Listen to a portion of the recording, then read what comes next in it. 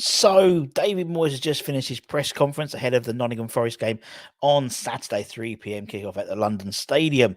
As always, what we do at the West Ham Network is give you a synopsis of it, let you know exactly what was said in terms of Moyes word for word, and then later on this afternoon, we'll bring to you Football London's John T. Coleman with his review of the press conference. Obviously, they're just going into the embargoed section now, so John T will give us his little review at the end for about 3-4 o'clock from his car in Rush Green, so straight out of the horse's mouth, so to speak. But in terms of the broadcast section, this is what was spoken about.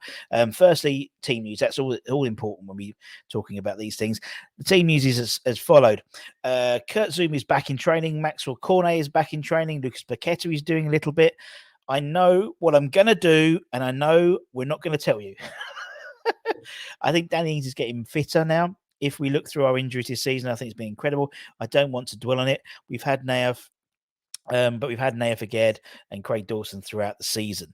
So for me, that's, there is Moisey game, smoke and mirrors, all that type of stuff. To me, those three will be in the squad, and it will be hopefully a fully fit squad. Now, we've spoken about also, I think Football London and a few other sources mentioned how Moyes has apparently, according to insiders, leaked inside information, has changed the way he's set up his team, in that he would usually tell them the team news on the Friday, but apparently he has told them a lot earlier, and they've been working on that.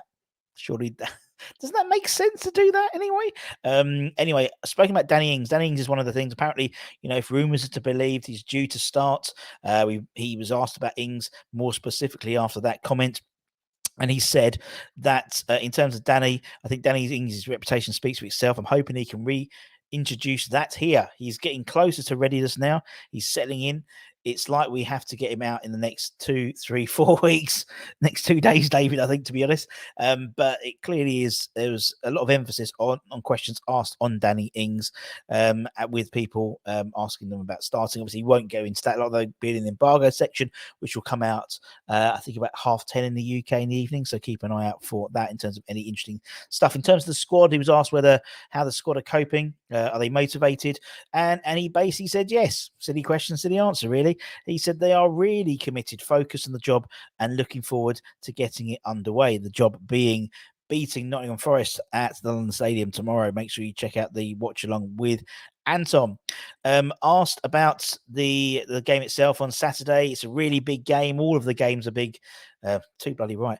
There's not a lot left to play. It certainly isn't. It certainly isn't. They are getting bigger. We hope we can turn it around this week. Hope we need to turn it around this week, David. Asked about the fans and how the fans can help. He says we need it. We need the fans. Last few games, they've been huge. With huge crowds coming to West Ham. We looked at Newcastle and we saw their success. We need it sometimes when you're doing not so well. And no doubt there will be 60,000 West Ham fans cheering the hell of the boys tomorrow. But it's a two-way process, isn't it? It's a two-way process. We can only cheer if you give something back. So if we're on the front foot, if we're having a go, then the fans will respond. And that's the way it always works. We'll always give you the cheer at the beginning, and then it's up to you whether you want us to keep going or not. So we'll see what happens. It's a huge game on Saturday, absolutely massive game. And obviously, last time we played them was their first game in the Premier League at the City Ground for something like 20 years. A little bit controversial. It was a tight game. We could have got something. Deck missed a penalty, I think, as well. A couple of VAR decisions. Asked about the last time we played Forest, Moyes said... A lot of things you say, right? Kurt Zouma's header kicked off the line in the 82nd minute. We missed a penalty. Things like that certainly do. It all goes well, but the point we make is a good one. Sometimes we need good fortune, and that day we didn't quite get it. And arguably, fair enough. I mean, we should have won that game, I think. But then they had the whole new season, new side bounce, and I think that pretty much started the decline, that second game. Then we obviously had the Chelsea game with the VAR goal that was ruled out, and then was apologised afterwards. So we should have got a point there. Asked about the season in general, Moyes said, in terms of it, I think there's less disparity between 12 and 14 clubs. This year, we're seeing really good Fulham, Brentford, Brighton teams, Newcastle United. It could be a situation where that is chopping and changing. That's why breaking into the top. That's why breaking into the top six the last 2 years was very, very tricky. It makes it make he and I understand what he's trying to say. He's trying to say there's a lot of good teams that there are, but you're not help. We need to help ourselves now, don't we? We've got ourselves into this mess. We have to get ourselves out of this mess collectively. Asked about the pressure. Obviously, we are in the bottom three. We go into the game not just on the side, but on him as well as a manager. Believe that it's a make or break game for him, the same way that the Everton game was a make or break game for him. He just said in terms of that, managers. Where are we? There we go. Oh, no, sorry. There we go. I think all managers are under pressure to a level. I think you're right. If you said we are under pressure, I think you are under pressure, Mr. Moyes. Definitely, no two ways about that. And there's been a disparity definitely between. I mean, Forest are one of the two clubs with a worse away record than us. And obviously the away form has been absolutely atrocious. Home form will be much better, but a little bit better than the away form. Asked about the away form, Moisey said that it does, but I think when you've had 6 or 8 of your last games away from home, it puts things into perspective. We've had an incredible amount of games away from home, but you do have the same amount at home eventually, so it does even itself out surely eventually. But what about the home form? He says, I'm looking at the next game and focusing on Nottingham Forest. It's hugely form we'll look to win that game. We've beaten Everton, drawn with Chelsea, and the other 6 away from home. But to be honest, it's about how we do now. We've got, as you said, we have had and it's the way it always works, isn't it? In terms of obviously, the league, you play everyone home and play everyone away. So, although you've played a lot of away games, it means in theory, you've got a lot of home games now. April is a very, very busy month for us. Obviously, we've got the rearranged Newcastle game as well in there.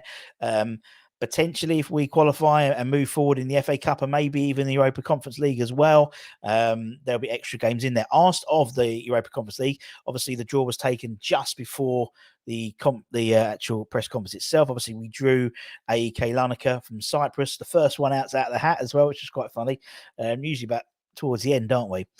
So obviously we travelled to Cyprus on the 9th of March with the home leg at London Stadium the 16th of March. Moisey asked about his opinions. Obviously, Mark and the club secretary, Andrew Pritchard, were out there. Obviously, he was doing the training. When you get to that stage, it's always going to be difficult. Hopefully, the second leg being at home will be in our favour. A long trip to Cyprus, but one we're looking forward to, particularly the fans as well. The weather looks good. Looking at the weather now, it's about 25 degrees, sort of midway through next week. So, yeah, nice. And we're going to be putting out a little video, just a little how-to, all you need to know about AEK Larnaca, just to give you a bit more information when you're talking in the pub tonight. But out of all of the sides we could have been drawn, they were the lowest ranked side, having become the first ever Cypriot side to qualify for the last 16, or even go past the second stage of any European competition. So, but they are top of their league, so they are in form. They've only lost 4 games all season in the Cypriot Championship. So it's going to be a challenge, an 8,500 seat stadium, probably going to be about 800, maybe 1,000 max in terms of West Ham fan tickets allocation. I'm sure there'll be a lot more turning up because of the sunshine, and just maybe just go to Iron Appa, innit? Just have it large in Iron Appa. Asked about Europe in general, he said we've done well to win the group and played well in the games. The Premier League will always be important. It's your bread and butter.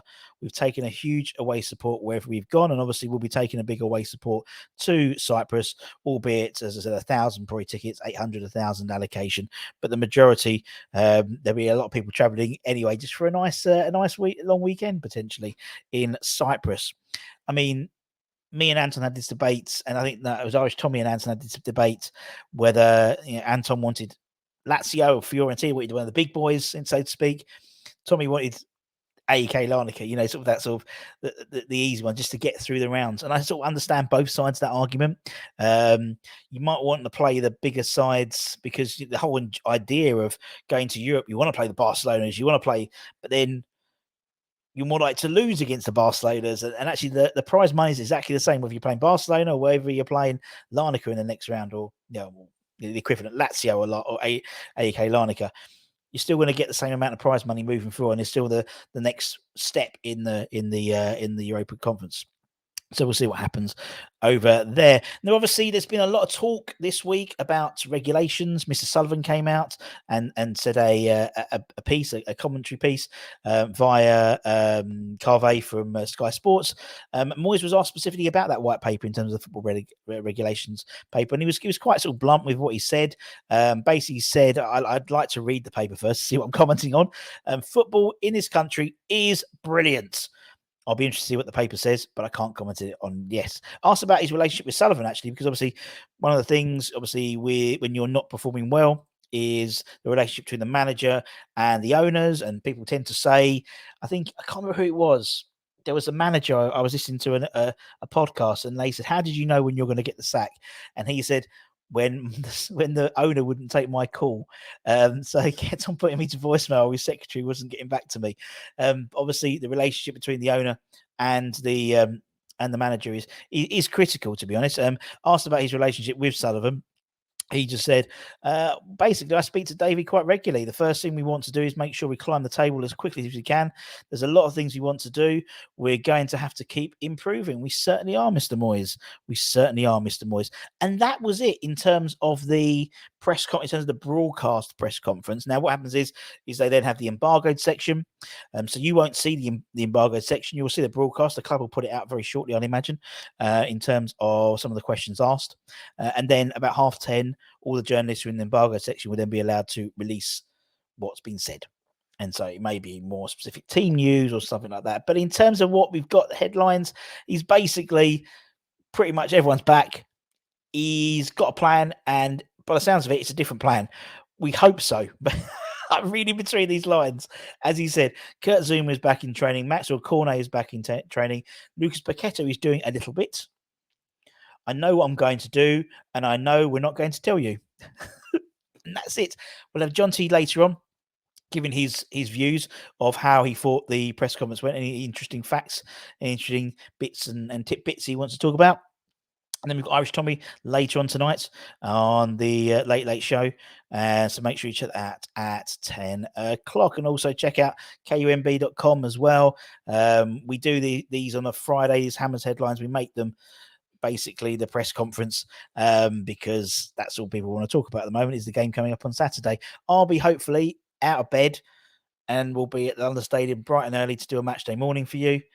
So make sure you check that out. The only way you can make sure you don't miss anything is by hitting the subscribe button, not that one, by hitting that one, the subscribe button, but the notification bell as well. So you'll be made aware of anytime we put new content up. We'll also have our predicted 11s as well. And then we'll be doing the watch along. I'll be running around the ground at the end of the game, trying to do my challenge, Annika, trying to get people to talk to me.